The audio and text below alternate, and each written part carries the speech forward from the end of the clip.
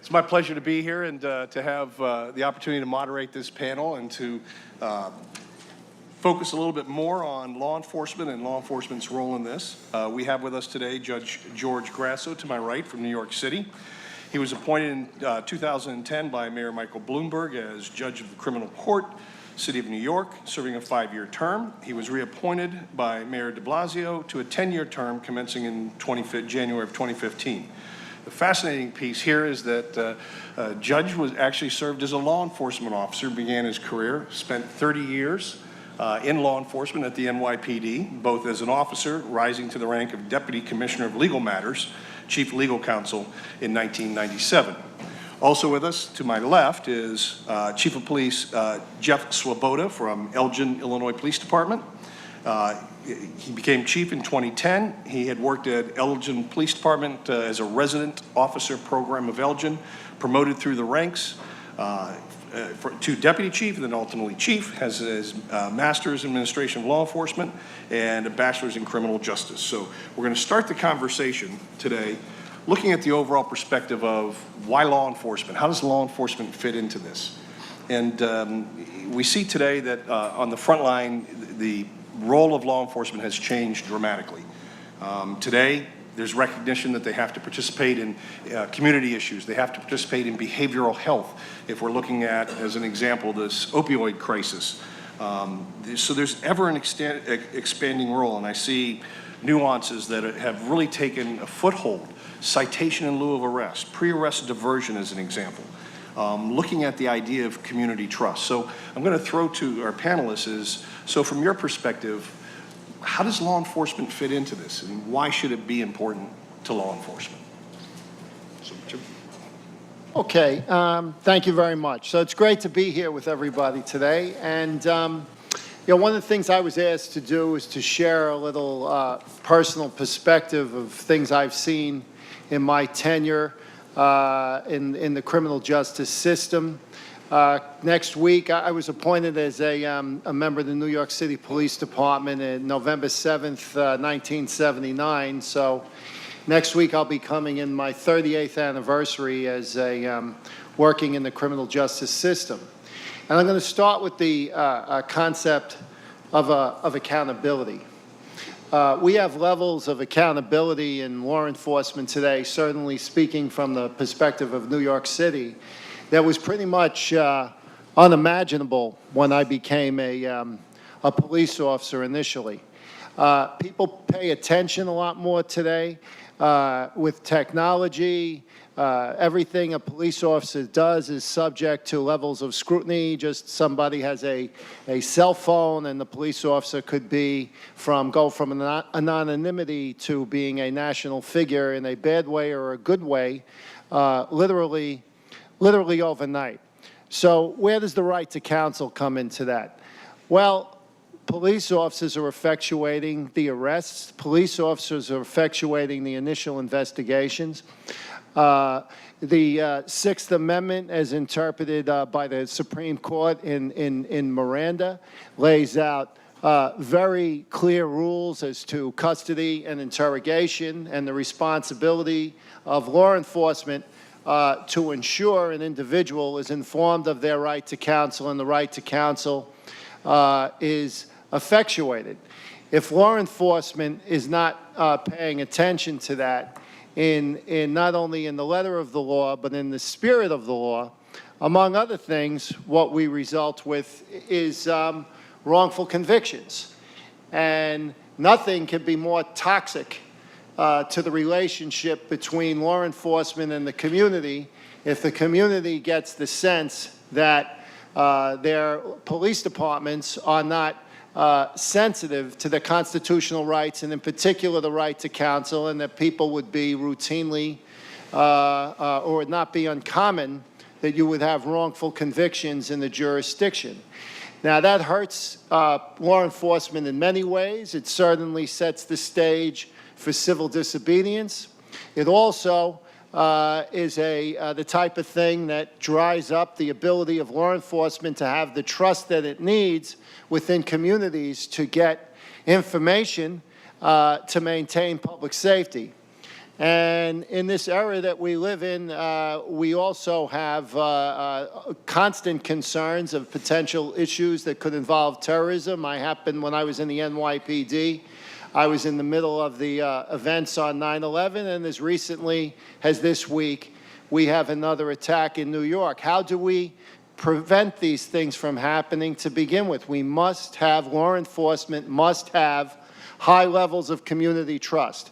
The most toxic thing a law enforcement agency can be seen to do is to run roughshod over constitutional rights, in particular right to counsel, which is so essential.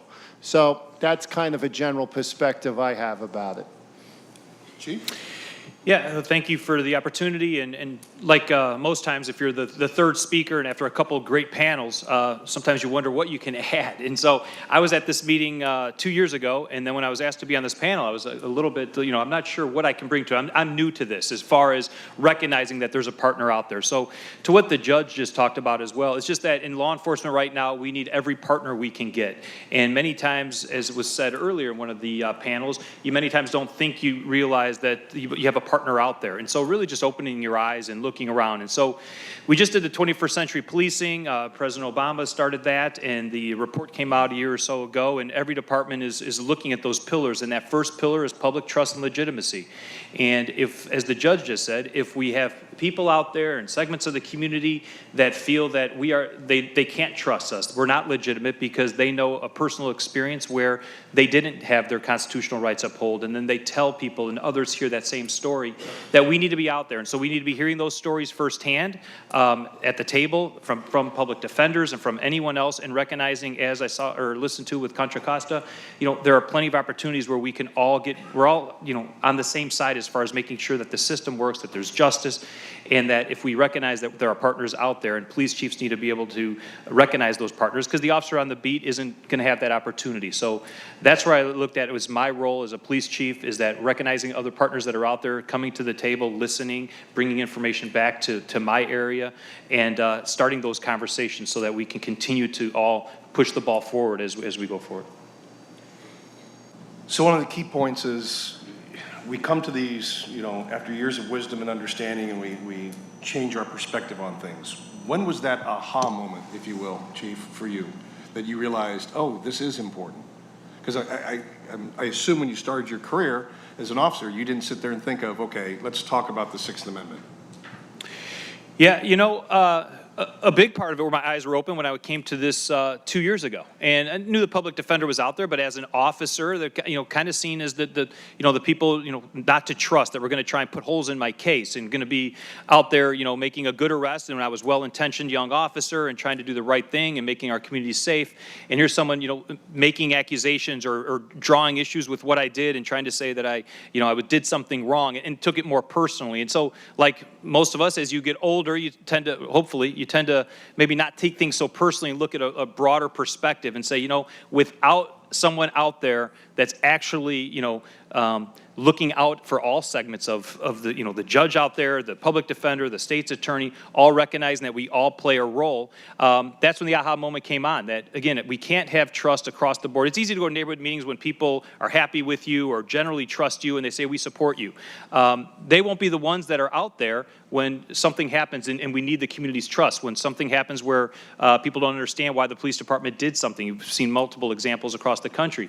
And so it's at those moments that we need to make sure that we have reached out and had those partners. And so as I was looking through this, and I went back after the first meeting, they said, go meet with your public defender, see what you can do. And so I went and I talked with her and talked about the budget, talked about the appointment process. Then I talked about the state's attorney with his perspective on the public defender's office. And what I found over the years that if you have a stake in the game and you're advocating for something that you're going to personally benefit from, people kind of say, of course the police chief's going to ask for more officers. Of course the public defender's going to say, I need more money. Of course, again, if you're responsible for something, you're going to advocate for that.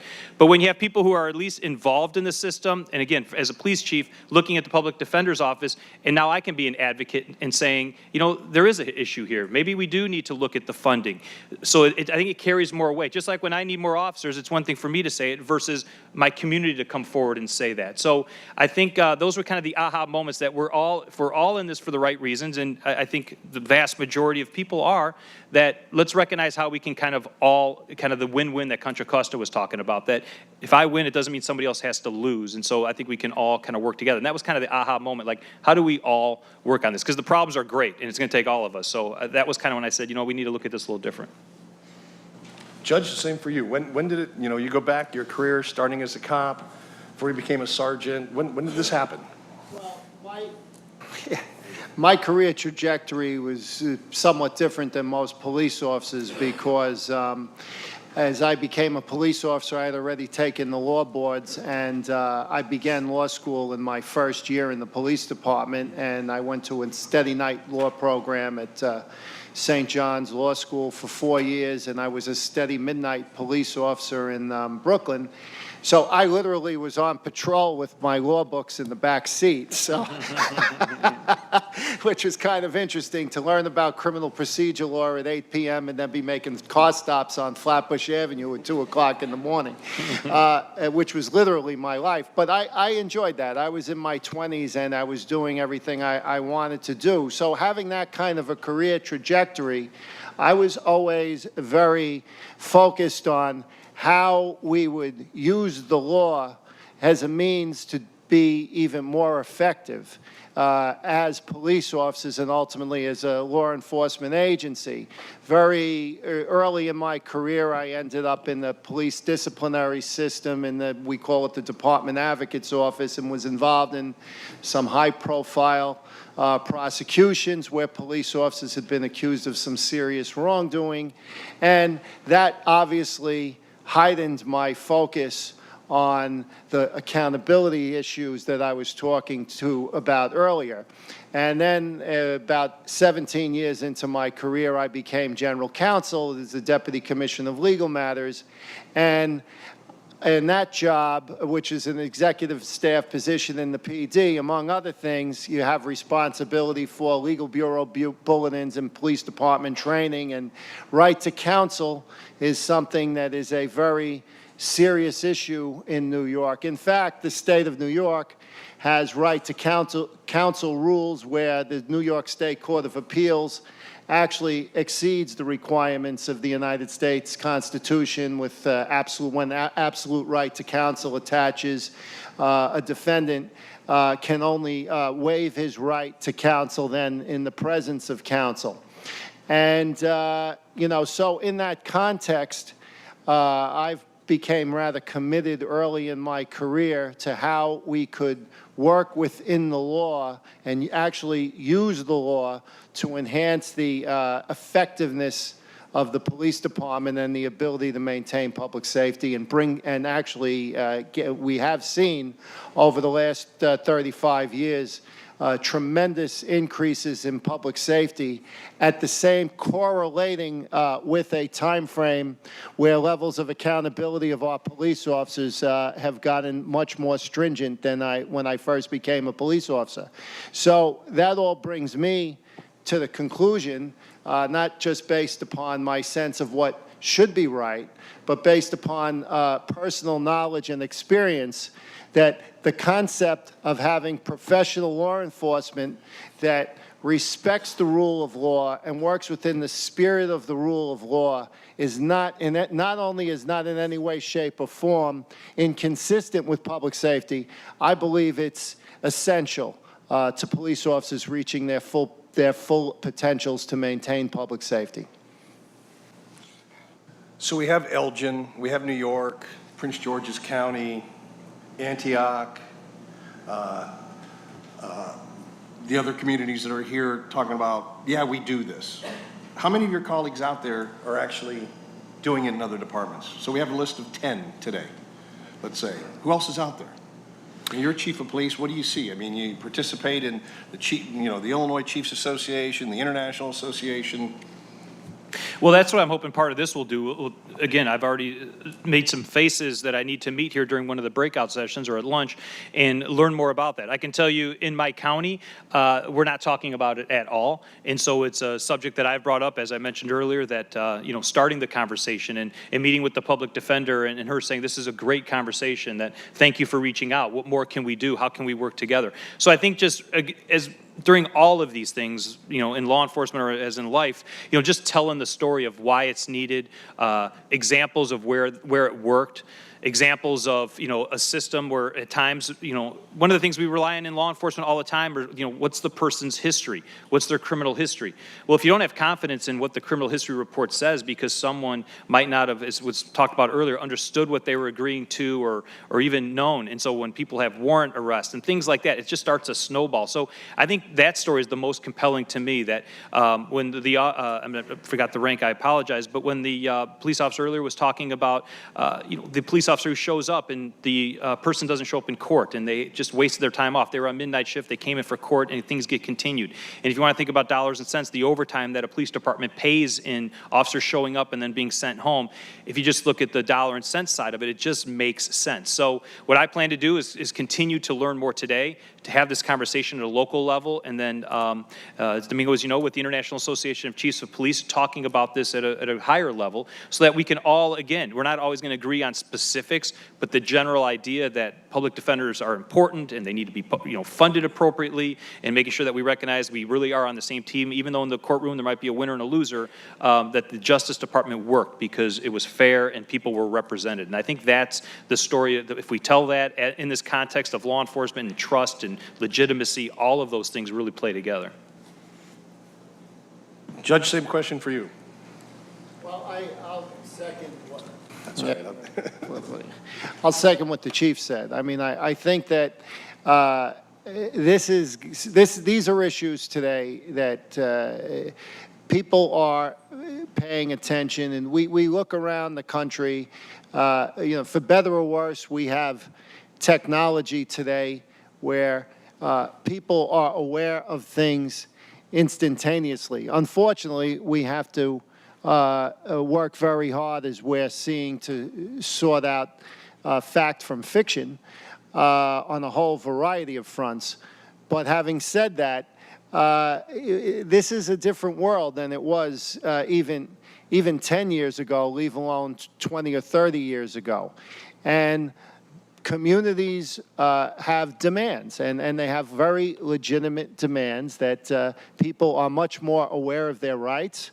And police departments, law enforcement agencies, whether it's a police department or a sheriff's entity, sheriff's agency, or whatever a local jurisdiction has, that do not recognize that, certainly operate at their own peril, whether you're a relatively small jurisdiction like Ferguson, or you're 8.5 million people like New York City. People feel they're not being respected. The slightest spark can set off a major problem. And I think that we have a level of sophistication today. My knowledge of the International Association of Chiefs of Police and of a number of our major chiefs, I think that they recognize that, and they're doing the best that they can to impact the training of their officers, so the communities feel that they're getting the service that they are entitled to. So let me take it back to where we are today and look at the officer of today. Obviously, you both have had distinguished careers. We hear in the policing profession that the officer that's being recruited today is very different in the sense of not from a recruitment perspective, but how they think, how they act. You mentioned technology, Judge. The expectation is everything's here fast. We've heard that previous officers would look at, this is a great profession to get into, and the retirement's good, and after whatever 25 years I can retire, and yet the new officer is more motivated quickly, instant gratification, if you will, 2, 3, 4 years on the job, and may look for something else. Within that environment of this new generation, is the message different that we need to talk to these new recruits? Do we have to share it in a different perspective so they understand how valuable that right to counsel is? I'm not sure if it's different, but it's definitely one I think that as what I've seen with especially with our newer officers, but as we're doing this, it also taps into the officers who've been there a long time. I think people want to be a part of something bigger than themselves. I think they want to know they're making a difference, and that when they show up every day to do the work, they're not pushing the boulder up the hill for the next day to roll back down and do the exact same thing. So I think what I've seen obviously, I think all of us have, recognized with our phones, if it takes, 3 seconds to upload something, we're annoyed. So people, I think not just the younger generation, every one of us expects things much quicker. And so I think what we are really doing is recruiting people who want to be a part of something bigger. Criminal justice majors are great, but they're not the only people out there that make good police officers. I think we need police officers who are good communicators, who, wear the uniform with pride, but recognize that it's their mouth that's generally going to get the most respect. So if they explain things to people, if they say hello to people, if they treat people with respect, the uniform these days isn't going to get people automatic respect as it once did. And so I think the younger generation understands that. And so the type of people we're recruiting are, again, smart people, people who want to be a part of something bigger, people who can talk well and communicate, but also listen and recognize you might have all the best intentions of the world, but that best intention is not going to make me like you more after I just saw a YouTube video. So just at least recognizing that is out there. So be smart enough to be able to kind of separate those things. And so as we're going forward, we're telling our more senior officers as well that we have to tell the story. We have to explain why what we're doing matters. People are no longer just going to say yes sir, no sir, whatever you say, officer, I'll do.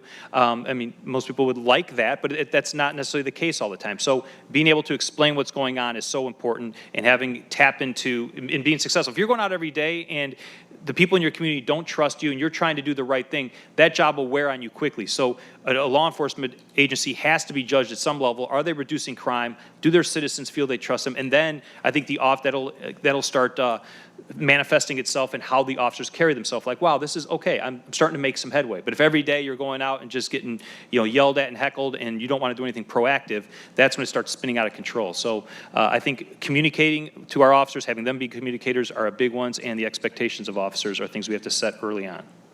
So, Judge, is there a new message, right to counsel message for this younger generation? Okay, I wouldn't say it's right to counsel per se. I think it's part of it. I think that the good news is, police departments, one of the things the NYPD always says, and thinks, police departments draw from the communities that they serve. The officers then are reflective of the mores of the communities that they serve. And again, my knowledge would be based upon more on New York, but I think that a lot of what's happening in New York would be reflective of a lot of other departments. The young officers today are, I think, in many respects, more receptive to the concept of enforcing the law in the context of the spirit of the rights, not only the spirit of a right to counsel, but also a less kind of, I would say, a less authoritarian in approach than the officers that, when I became an officer in 1979, many of the men that I worked with, and I say men because at that time the NYPD was well over 90% male, and they were Vietnam War veterans, a lot of World War II veterans we still had back at that time, and there was a certain more, I would say, a more militaristic concept than we have today. Again, speaking for New York in that, and there's a lot of positives. I think it's human nature a lot of times to look at the past with rose-colored glasses, like the good old days. But the good old days weren't always so good. And what I saw in the context of my 30 years in the police department, only continuing to accelerate in the 8 years that I've been a judge, is a wonderful diversification in the NYPD in terms of gender, in terms of race, in terms of being able to represent the broad spectrum of the city of New York, which is essentially, when you say the city of New York, it's the spectrum of the globe. So in that context, we have younger officers today that aren't so much focused on, yes, sir, no, sir approach, but I think just based upon the expectations of the current generation, and they come from the current generations, that constitutional rights should be respected, should be a part and practice of policing, that results-oriented policing, making up your mind on the front end and finding the evidence on the back end, that's not the way to go. It might be harder, it might be more frustrating, but I think that the young officers that we're bringing in today with the diversification that we see today are much more receptive to this message, and then it becomes the challenge of police administration to match that receptiveness with appropriate training and accountability. And I think that's what we're seeing, and I think that's a very good thing. So for each of you, think of, in your time in this work, one specific practice or policy or something that you designed or partnership that you created that you feel really moved the ball in your community in this area. Well, being kind of new to this, specific about right to counsel, the quick example is just meeting with them and bringing that back to my command staff. So we're going to have some ongoing meetings with them. But I think even more so, it's just recognizing that as a police chief or a CEO of an organization, just assuming that things are okay because you haven't heard, evidence to the contrary is a very dangerous place to be. And so what we're continuously doing with myself and my command staff is reaching out to places, again, partners that we don't always have, and saying, how can we improve? How can we do more? How can we assist you? Again, looking for partners wherever we can. So I think just kind of taking that approach that, no news is good news, but instead recognizing that at a time where, someone gets arrested, and nowadays with mental illness and caseloads for public defenders and budgetary constraints, just assuming that a person has had a conviction in their past, that might take a little more work. And what does that look like? And does that give us justification for, treating this now a little bit differently? Or, is it an aggravating case because of a previous incident? So I think what I've done, again, it's not a specific example, is just question a lot of things, and again, not taking the mentality that no news is good news, but actually seeking out examples like this, and maybe with the public defender where things need to improve, and it might not make the front page of the paper because it's the person who was wronged wasn't a big deal, it wasn't a big case, but it's kind of more emblematic of what's occurring across the spectrum. So that's what we're doing as a command staff, not looking at what's going right and patting ourselves on the back, but looking at where we might do better because we don't have all the information. Okay, well, if we're going to take it on a personal level in terms of what I've done specifically in this regard, as proud as I am in the 30 years I spent in the NYPD, actually, it's within the last 8 years as a judge that I've really been able to tap into that reservoir of knowledge and experience and that background in the criminal justice system and work collaboratively with defenders and prosecutors in the police department. We have a colleague here from New York, Ms. Tina Luongo from the Legal Aid Society, and we've worked together to create, among other things, a supervised release program in New York where, we've worked to get the money bail out of the equation as much as possible, understanding, the speaker made a comment on the first panel that I thought one of the defenders was right on the money about how people get arrested for, quote unquote, relatively minor misdemeanor offenses, and it can destroy their lives. And one of the main issues is when if it's $1,000 bail, a $500 bail, a $2,000 bail, and then they end up in a horrific jail situation, they can lose their job, they can lose their housing. If they have mental illness or substance abuse and they're in the program, they could get knocked off from the program. So we worked together and came up with a supervised release initiative specifically designed for people who otherwise would not qualify to be released on their own recognizance. We created a contract in court. I was very fortunate to be one of the chairs of the mayor's task force that created this program. But we worked very hard in the summer of 2014 getting a program where all of the key partners could agree to it, creating a mandatory a risk assessment tool, a mandatory needs assessment. And the bottom line is, as we sit here today, in about a year and a half of the program, we've had of about 6,000 people in New York City that otherwise would have found their way to Rikers Island who have been released. And we have appearance rates with that population that are actually better than the appearance rates of people who were released on recognizance. And that's a highly significant data point, because the people that we select for our supervised release program eligibility are actually riskier than the population that would be released on recognizance. And we did that with full buy-in from our criminal justice partners, and we're looking to build further on that. So from my own point of view, I think that if I hadn't had the background that I had in law enforcement and the insights that I had, I don't think I would have had the credibility or the insights to help drive something like that. And at the end of the day, it all comes together in the context of what kinds of a criminal justice system are we looking for? Are we looking for a criminal justice system that is primarily designed to punish people?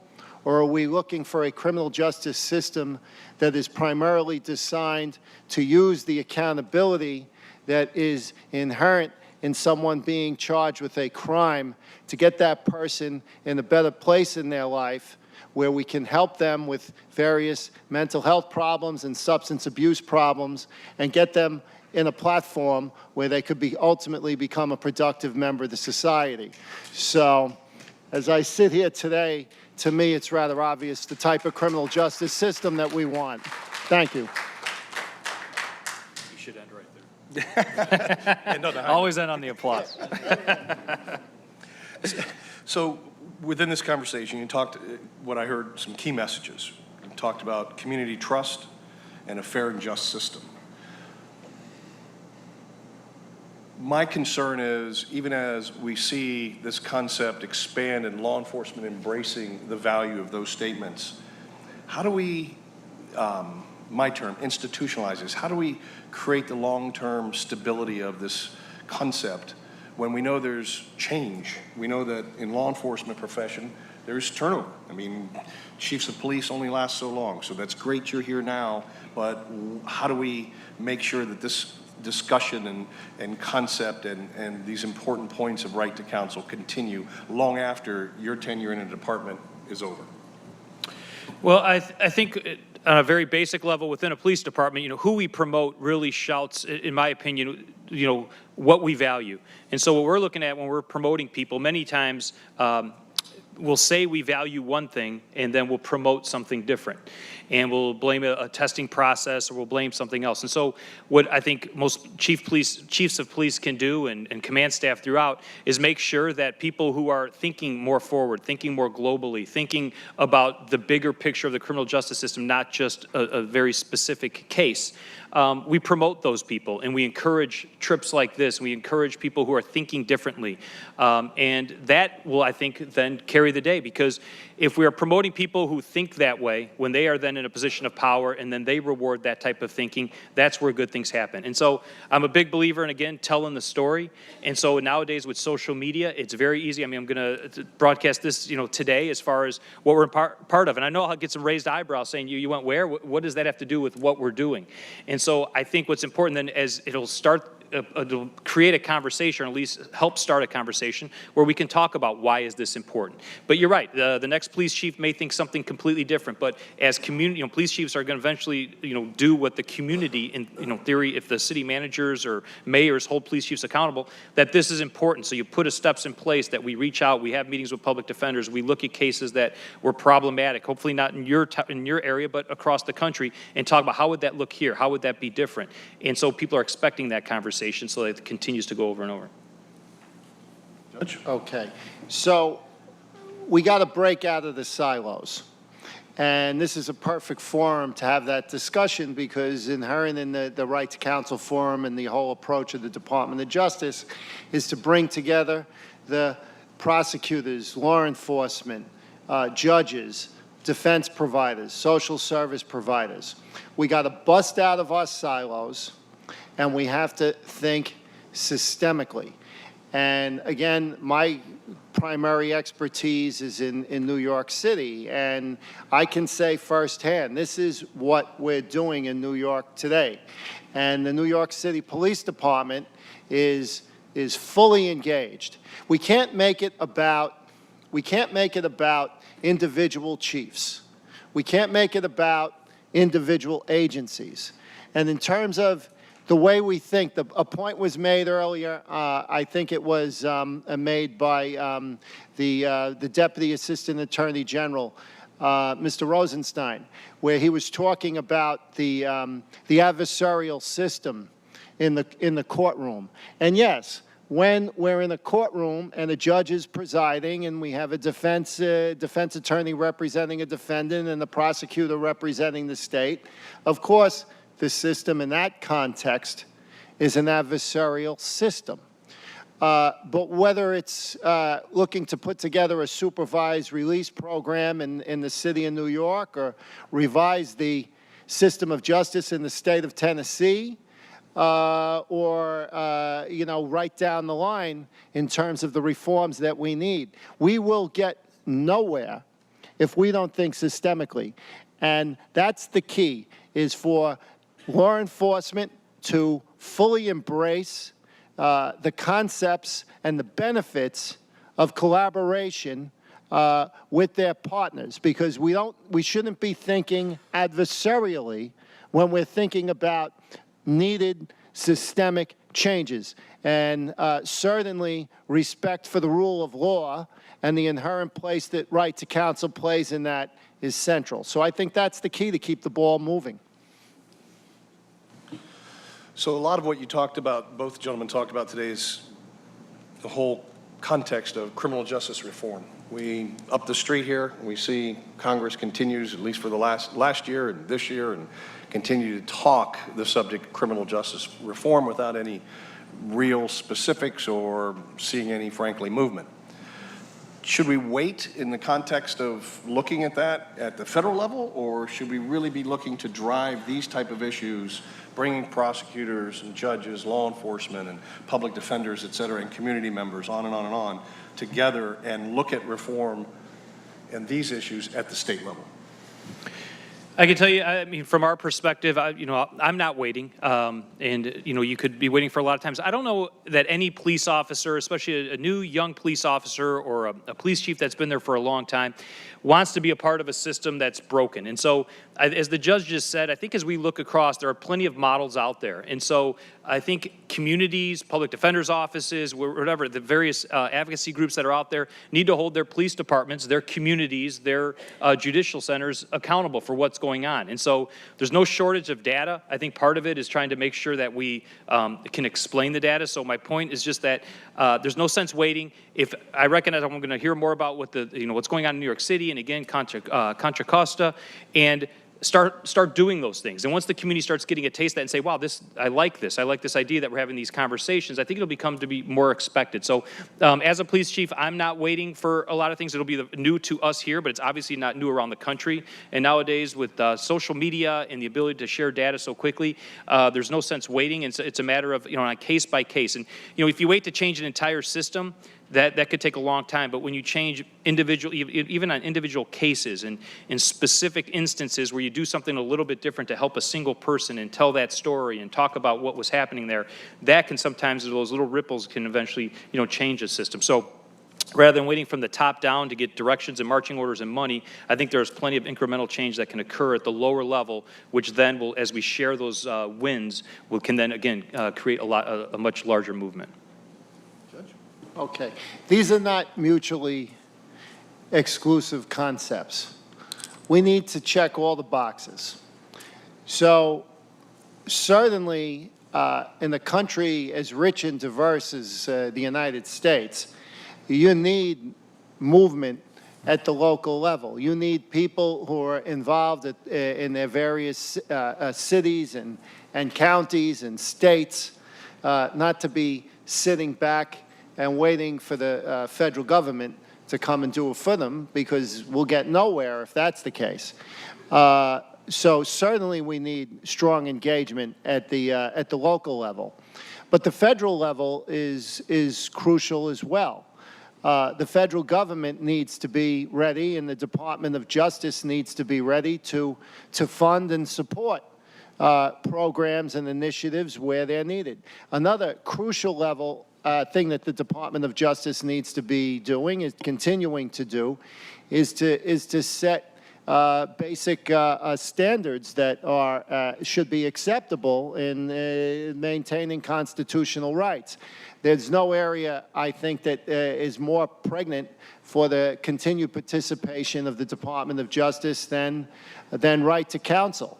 I think it's kind of shocking that we have such wide diversity in what's tolerated in certain states and jurisdictions in this country. I think that we should have a standard for the enforcement of the spirit of Gideon, which is, you know, the embodiment of making the Sixth Amendment right to counsel a real right. We need, I think, a stronger minimal standard. We should not have, I'm amazed that we have jurisdictions in this country where a young person can find himself in front of a judge without a lawyer and end up with a criminal plea and an adult criminal record and jail time on something that in another jurisdiction he would have a public defender and probably get the case adjourned in contemplation of dismissal. Why is that happening? So I think the federal government comes in terms of enforcing a floor, funding things that work, and I think that local and municipal jurisdictions come in by working in a collaborative process with the resources that they have to drive a criminal justice system that is more restorative than punitive. We need to do it all. Thank you both. So we have about 5 minutes left. We'll open it to questions. If anyone has any questions, we have microphones on both sides and in the middle.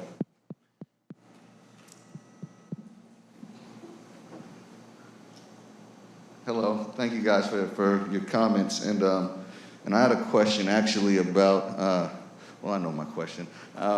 It was actually about this idea of advising somebody at that Miranda moment. So as soon as that right to counsel attaches, right, allowing them to have advice to counsel to waive that right. And earlier in your comments, you spoke to that being the standard in New York, which is obviously one of our more busy jurisdictions in the union. In California, we've recently moved in that direction for the super juveniles, the extremely young, so 15 and under. But part of that was a multi-year kind of conversation, and it ultimately is around competency, which is why we went in that direction, versus the fundamental right itself. And so I'm wondering if you can speak a little bit to what you've seen in New York, having this right attached at that moment, and the advisement thereof, and how that has been a positive for justice overall. Yeah, I mean, New York, as I said earlier, has some very stringent right to counsel rules. And frankly, in a law enforcement setting, sometimes applying that can be very frustrating. When I was Deputy Commissioner of Legal Matters for 5 years, you know, we had the responsibility for the training, and we had to make sure that the officers get that training. But the way we integrated into from the police academy, when it's on promotional exams, so someone wants to be a sergeant or a lieutenant or a captain, those are all promotional exams. They have to study and they have to be prepared to answer questions on how the right to counsel attaches. It's a major part of Detective Bureau training. And the thing about it is, what I think net, I like New York's right to counsel, strict right to counsel laws, because while in any given case, it could create frustration in an investigation that you have to stop immediately, and you can only get someone to continue with their statement if once an attorney is in the picture, that they can only waive that right to counsel in the presence of an attorney. But the whole idea when we take a step back from that is matching the power of the state to the power of the individual. And especially when you're talking about juveniles. You get teenagers, you know, surrounded by detectives without lawyers. That's not exactly a fair match. And that's the kind of thing that at the end of the day is very ripe for a wrongful conviction. And we have all of this data now about false confessions and things of that nature. So I think it's a very positive thing to do. And I think at the end of the day, it not only enhances the credibility of law enforcement, but it also, on balance, makes for statements and evidence that would ultimately be more reliable, whether it's for purposes of an exoneration or a conviction. That's my views on it.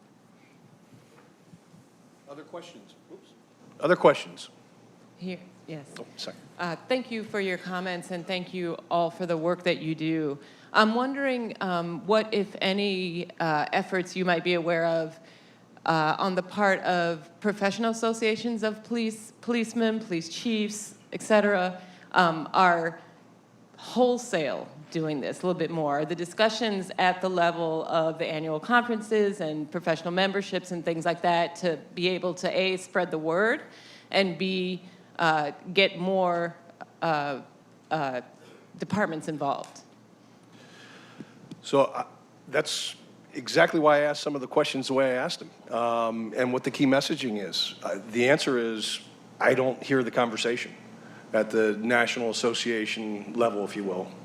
And I think to have that, you got to listen to folks who have served and said, this is why. Even the presentation this morning from, what is it, Contra Costa, thank you. Why is it valuable? I haven't seen messaging, and I think this, and the chief was talking about it as it relates to hiring people outside the criminal justice field is a good thing. How many people with a communications background are in law enforcement? Probably less than 1/100th of 1%. That's a problem. And I say that because these issues we face, and the gentleman talked about today, on a national level, there's a huge communication piece. And part of that communication, to answer your question, is the messaging. What is the message? Where are the examples that can be published and shared and distributed of situations in Elgin or New York or the others that have talked today? If you don't get that message out so that others can hear it, like we were talking about the Illinois Chiefs Association, yes, one person can do it. The associations can do it. We need help from groups like American University, all of you in this room, to give us what those messaging points are. I heard some fantastic messaging points that become palatable to a police chief, such as, wow, you know how much time this is going to save? You know how the pressure on the agency, the budgeting process, on and on and on. Even outside of the philosophical context of why right to counsel is so important. I think the Deputy Attorney General's comments today, to be able to put those together along with the conversations here and use examples and push that out to associations like ours, the International Association of Chiefs of Police, is how you're going to get that message. And then, of course, the chief doing the same thing at the State Chiefs Association in Illinois and in California and different parts of the country. That's what has to happen, because that dialogue is not out there. That message is not out there. Any other questions? Well, I thank our panelists for doing a great job. We appreciate it.